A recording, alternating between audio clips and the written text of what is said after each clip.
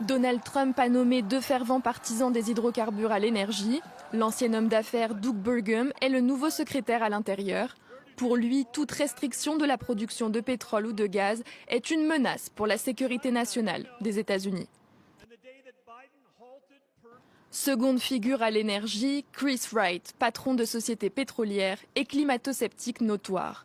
Il compte notamment accélérer toutes les productions et couper les prêts et subventions aux énergies renouvelables.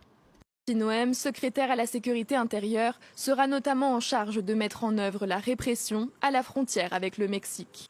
Pour l'épauler, Trump a nommé celui qui fut dirigeant de l'agence de contrôle de l'immigration lors de son premier mandat, Tom Homan. Ce dernier avait alors orchestré la séparation de près de 4000 enfants migrants de leurs parents placés en détention.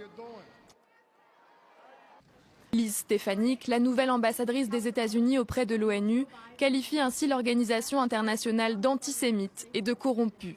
Elle prône une réévaluation complète du financement américain des Nations Unies.